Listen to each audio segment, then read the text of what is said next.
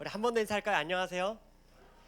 훨씬 지금 반응이 밝군요. 8시보다 10시는 훨씬 더 우리 몸이 에너지가 많은 시간인 것 같습니다. 여러분 어쨌건 우리 주일 아침에 이렇게 뜨겁게 찬양하고 예배하는 이 자리 가운데 나온 우리 모든 지체들 주님 이름으로 환영하고 축복합니다. 네, 너무 반갑습니다. 우리 이렇게 한 번 더 서로 앞뒤 좌우 옆을 보면서 이렇게 인사할까요? 주님은 기쁨이십니다. 한 번 더 인사할까요? 주님은 기쁨을 주십니다. 네, 우리 주님은 기쁨을 주시는 주님입니다. 자, 오늘 말씀을 잠시 나눌 텐데요.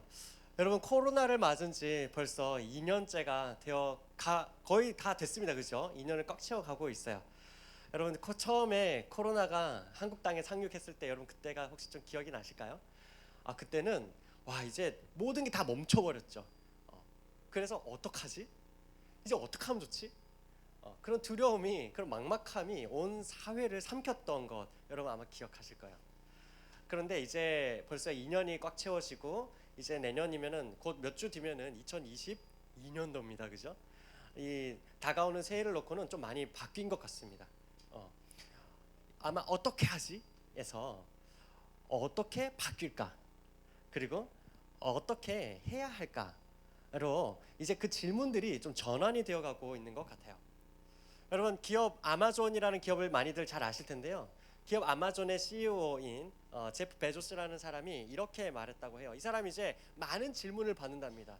앞으로 10년 뒤는 어떻게 바뀔 것 같습니까? 당신의 기업은 무엇에 집중하고 있습니까? 어떤 식으로 당신의 사업은 변화될 것 같습니까? 이런 질문들을 많이 받는다 그래요. 자, 그 질문들에 대해서 제프 베조스라는 이 회장이 이렇게 말했다고 합니다. 앞으로 10년 동안 무엇이 변할 것인가에 대해서 질문하지 마십시오. 그리고 오히려 10년이 지나도 변하지 않을 것이 무엇인지 질문하고 그리고 변하지 않을 바로 그것에 집중하십시오라고 했다는 거예요. 자, 무슨 말이냐면 우리는 대부분 소비자입니다. 그렇죠? 자, 우리 소비자 입장에서 생각해 보자고요. 여러분, 물건이 비싼 게 좋아요? 아니면 이왕이면 가격이 저렴했으면 좋겠어요? 그렇죠. 저렴이가 좋습니다. 그죠? 네, 저렴이 좋다라고 지금 벨이 울렸습니다. 그렇죠? 그렇습니다. 여러분 이왕이면은 우리는 좋은 상품을 싸게 사고 싶죠. 그리고 이왕이면은 그 배송은 빨랐으면 좋겠습니다. 그렇죠? 뭐 이건 시간이 지나도 변하지 않을 거예요. 그래서 구글이라는 업체는 가급적이면 정확하고 빠른 검색에 집중을 할 것이고 여러분 많이들 보고 있을 뭐 왓챠 플레이 아니면 넷플릭스 이런 것들은 이런 OTT 서비스들은 스트리밍이 안정적인 것에 집중하겠죠. 그리고 더 많은 컨텐츠들을 볼 수 있는 것에 집중할 거예요. 그죠? 여러분 만약에 그럼 이렇게 한번 질문해 봅시다. 2021년도를 마무리하면서 2022년도 다가오는 이런 많은 변화가 예상되는 이 시기에 만약 우리 주님이 계신다면 우리 주님은 무엇에 집중을 하실까요? 무엇을 이 세상 가운데 자신 있게 내보이고자 하셨을까요? 여러분 여러분이 주님이시라면 무엇을 이 세상 가운데 내보이시겠어요?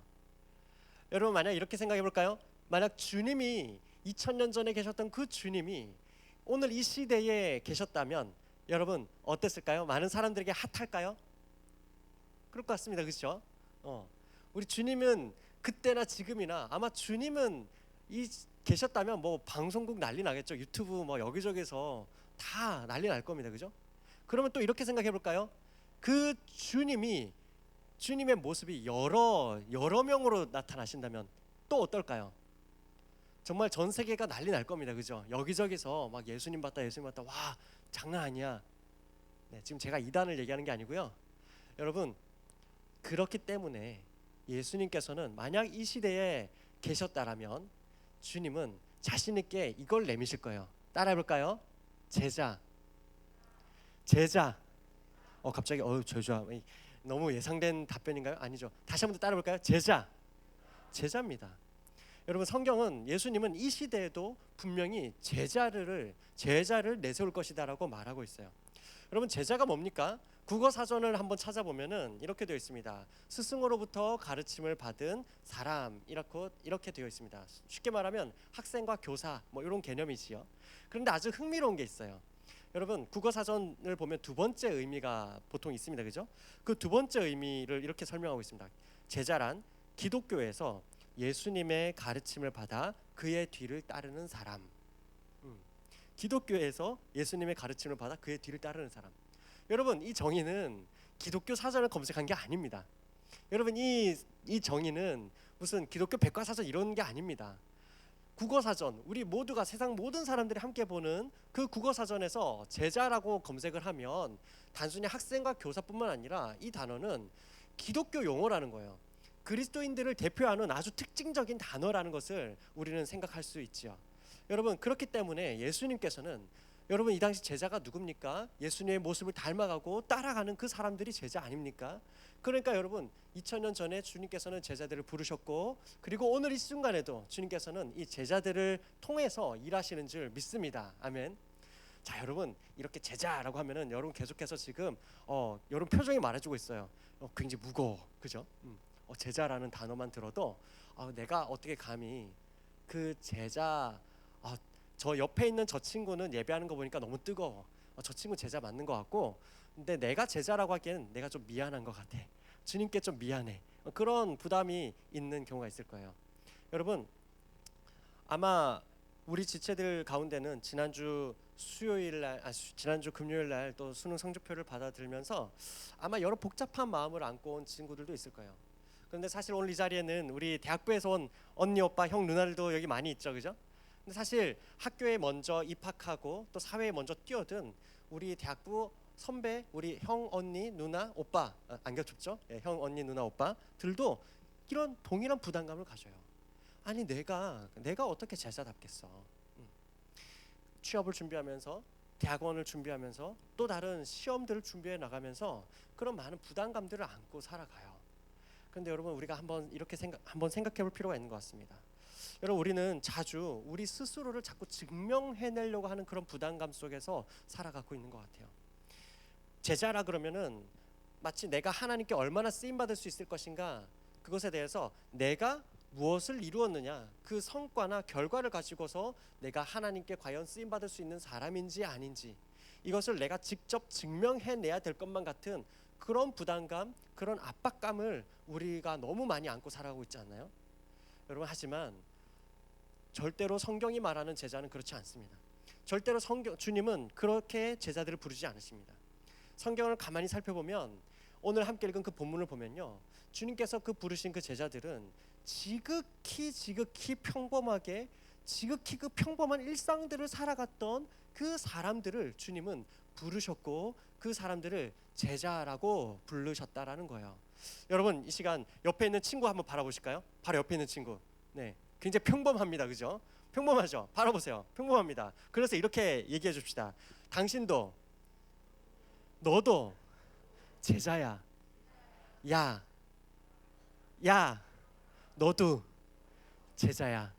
네, 할 수 있어는 아니고, 그죠? 야, 제자입니다. 여러분, 제자는 노력해서 되는 게 아니라 바로 주님으로부터의 부르심이죠.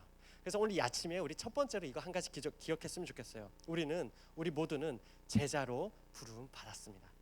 그런데 여러분, 두 번째로 우리 주님께서는 부르실 뿐만 아니라 이제 보내시거든요. 그런데 어디로 보낼까요? 한 번 더 따라할까요? 사람들. 주님은 사람들에게로 제자들을 보내십니다. 오늘 함께 읽은 본문 중에서 14절과 15절을 다시 한번 읽어보면 좋겠는데요, 뒤에 뜨지 않습니다. 성경책을 한번 잠깐 봅시다. 마가복음 3장 13절부터 15절까지를 우리가 함께 읽었는데 14절부터 15절까지 두 절 한번 볼게요. 이렇게 되어 있죠. 이에 12를 세우셨으니 이는 자기와 함께 있게 하시고 또 보내사, 함께 읽겠습니다. 시작. 전도도 하며 귀신을 내쫓는 권능도 가지게 하려 하심이로라. 뒤에 뜨는 건요, 역시 고선생부 너무 최고입니다.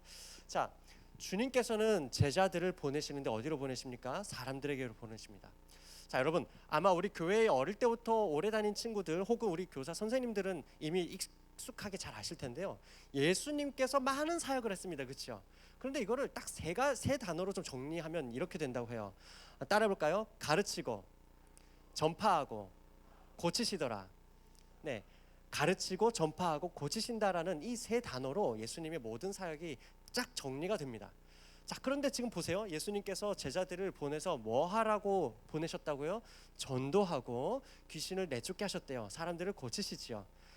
결국 뭡니까? 바로 예수님께서는 제자들을 보내시는데 제자들이 마치 예수님께서 직접 사람들을 가르치시고 또 하나님의 나라를 전파하시고 고쳐주신 것처럼 주님께서는 우리 제자들이 예수님처럼 가서 섬기기를 원하셨다라는 거예요.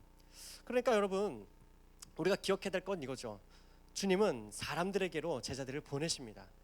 여러분, 주님께서 말씀하시는 이 제자는 어때요?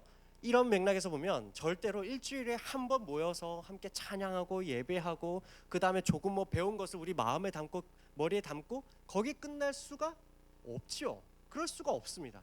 여러분, 제자는 우리가 함께 모여서 예배할 뿐만 아니라 사람들에게로 나아가야 되는 것이죠.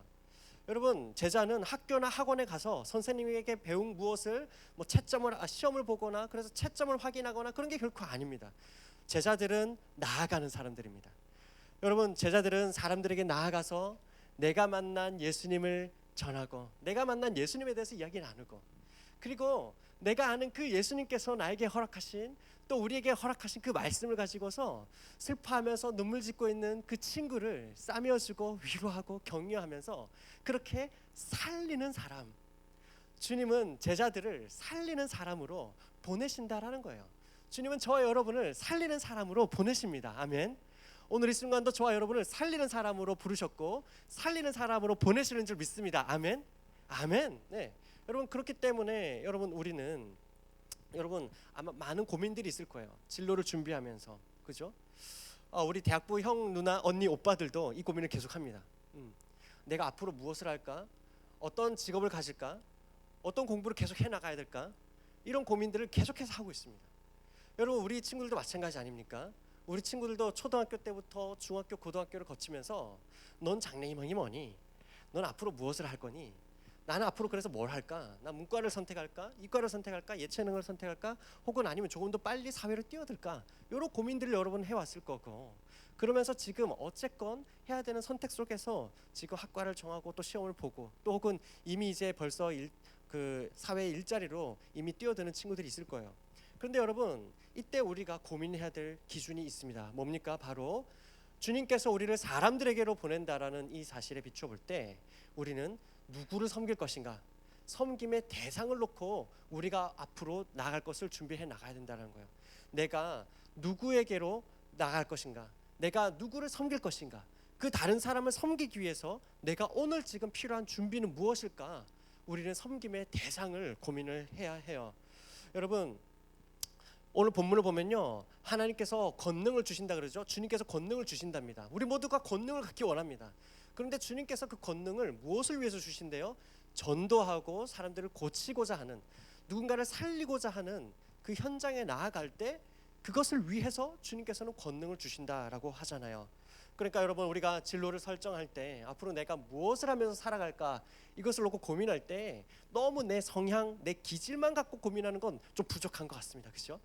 여러분, 여러분 단적으로 쉽게 생각하면 여러분 학교에서 많은 선생님들을 보아왔잖아요. 그죠? 선생님들 어때요? 성향이 다 똑같습니까? 아니에요. 아니란 말이에요. 그죠?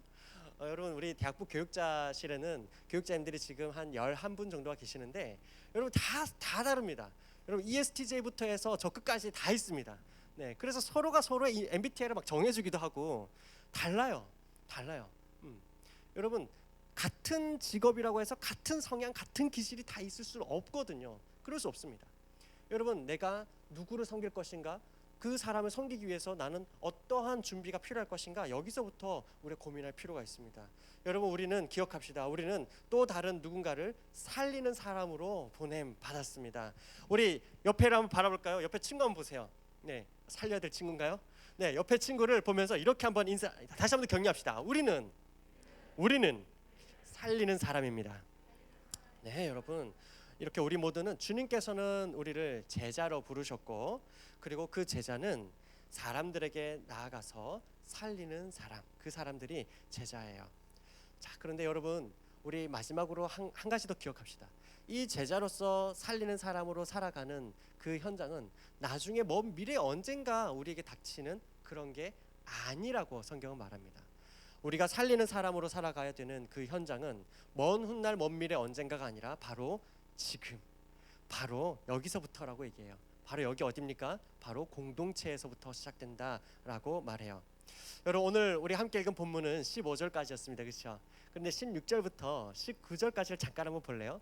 16절부터 19절까지를 보면 우리가 익숙하게 잘 알고 있는 이름들이 등장합니다. 그죠? 베드로, 야고보, 요한, 시몬 쭉쭉쭉쭉 나가죠. 그죠? 여러분 어때요? 우리 잘 알고 있잖아요. 우리는 이 사람들, 이 제자들의 성향이 다 같지 않다라는 거 너무 잘 알아요. 너무 달라요. 다양하다라고 하면 참 좋은 편인데 사실은 서로 맞지 않습니다. 베드로는 굉장히 다혈질이죠. 그래서 무슨 일이 있으면 뛰어듭니다. 바로 뛰어듭니다. 까짓 거 하지 뭐.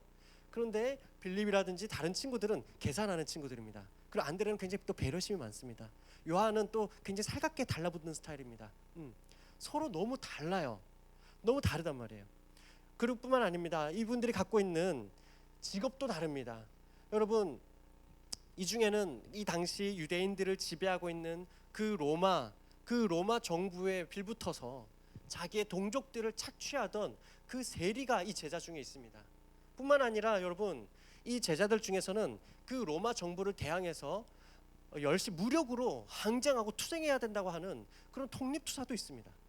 우리 대한민국의 이 역사를 돌이켜볼 좀 비근한 예를 든다면 여러분 그 일제시대에 친일파와 지금 독립운동가가 함께 제자로 부름받아 있는 거예요. 여러분 어떨 것 같으세요? 굉장히 화기애애할까요? 절대 그럴 수 없죠. 여러분 맞지 않는 겁니다. 여러분 우리가 학교에서 교회에서 우리가 참 많은 상처를 받을 때가 또 있지 않습니까? 본의 아니게.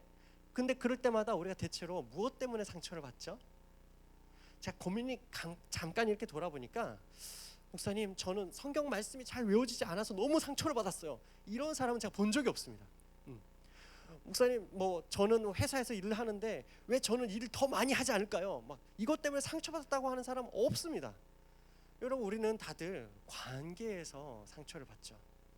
여러분 무엇인가 다른 친구와의 관계에서 마음에 들지 않는 부분, 친구랑 지내다 보면은 때로는 내 마음에 드는 시기, 또 내가 의도치 않게 받는 그런 질투는 좀 좋은 건가요? 어쨌건 그리고 어떤 오해들, 그죠? 여러분 어느 기업에서 이런 조사를 했다고 합니다.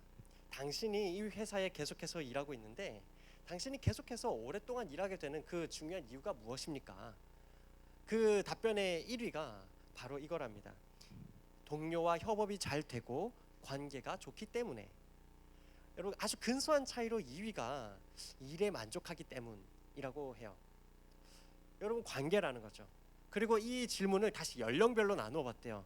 20대에게, 30대에게, 40대에게, 일반 사원에게, 대리에게, 과장에게, 부장님에게 이 회사에서 이렇게 오랫동안 근속할 수 있는 이유가 무엇입니까? 라고 할 때에 이때 공통되는 중요한 답변이 똑같다는 거예요. 동료와의 관계라는 겁니다.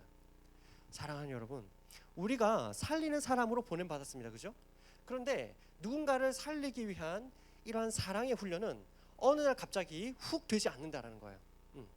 이러한 사랑의 훈련은 내가 동영상 유튜브 잠깐 본다고 되는 게 아니라는 거예요. 이러한 사랑의 훈련은 내가 잠깐 어느 학원에서 일주일 하드 트레이닝 받으면 되는 게 절대 아니라는 겁니다.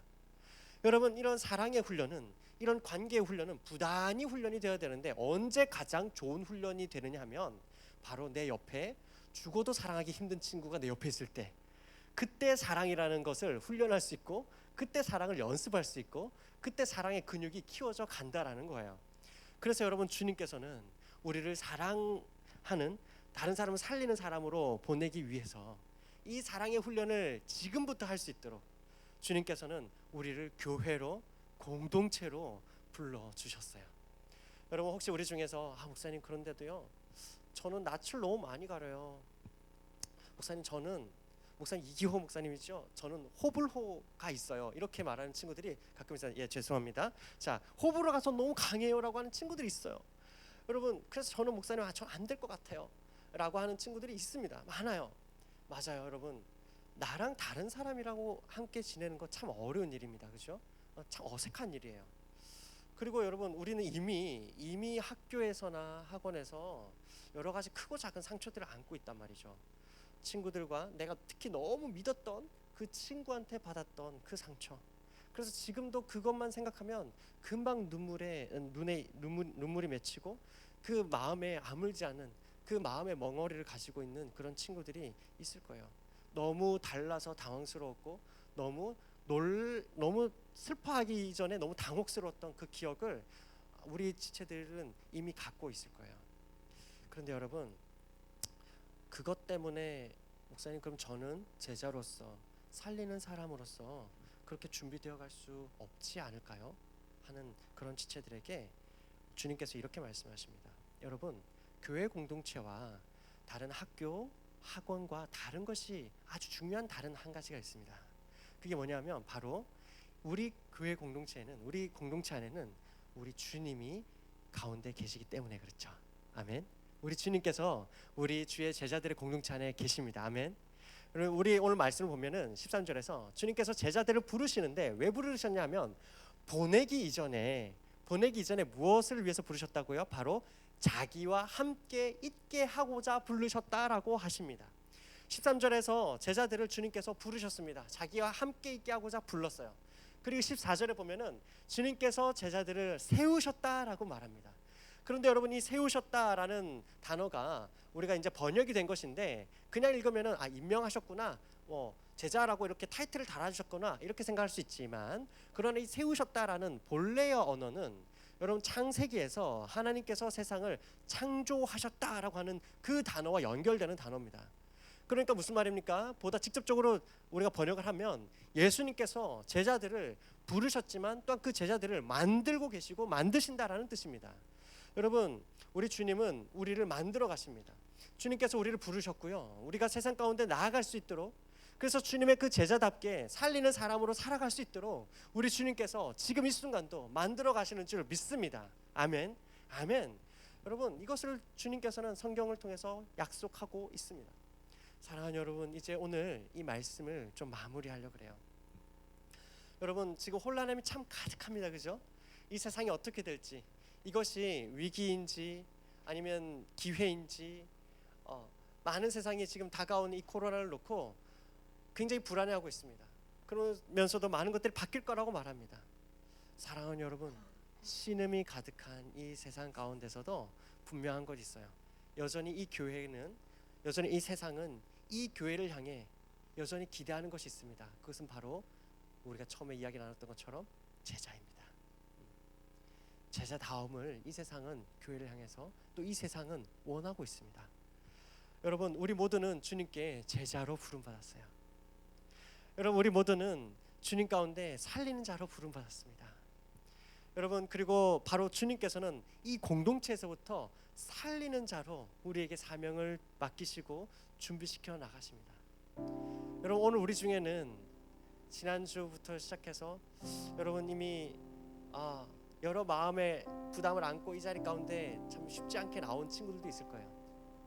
여러분, 올 한 해 동안, 아니 여러분 그동안 학창 시절을 보내오면서 입시라고 하는 이 관문을 향해서 달려오는 동안 여러분 정말 너무 수고하셨어요. 너무 수고했어요. 특히 이번 1년은 더더욱 너무 수고했어요. 작년부터 시작해서 이 코로나라고 하는 누구도 걸어가보지 않은 이 길 속에서 여러분 준비해왔고, 또 이번 한 해도 너무 수고 많았습니다. 시험을 치르느라 수고 많았고, 또 그 시험 이후에 계속해서 논술과 남아있는 전형들, 그리고 여러분 우리 중에서는 이미 또 사회의 문을 두드리면서 준비하고 있는 친구들 너무 수고 많았어요. 여러분, 그 가운데 내 앞으로 어떻게 내 앞길이 펼쳐질지 몰라서 불안하고 두려워하고 그런 지체들이 있습니까? 여러분, 그래서 내 앞에 어떠한 길이 펼쳐질지 몰라서 여러분 막막한 친구들이 있습니까? 여러분, 이 시간 우리 주님의 말씀을 붙듭시다. 주님은 내가 어떻게 만들어 가느냐가 아니라 주님께서 나를 이미 불러주셨고, 주님께서 여전히 오늘도 나를 붙들고 계시는 줄 믿습니다. 주님께서 나를 오늘 또한 살리는 사람으로 살아갈 수 있도록 저와 여러분을 지금도 만들어 가고 계시는 줄 여러분 믿으시기 바랍니다. 이 사실 우리가 붙들면서 다가오는 새해에 우리 주님께서 일하심을 기대하면서 우리 다 같이 담대함으로 나아가는 이번 한 주간, 또 담대함으로 걸어가는 우리 다가오는 새해 되기를 간절히 소망합니다. 아멘. 우리 이것을 주님 앞에서 붙들면서 다 같이 이 찬양을 가지고 주님 앞에 고백하며 나갈까요? 날이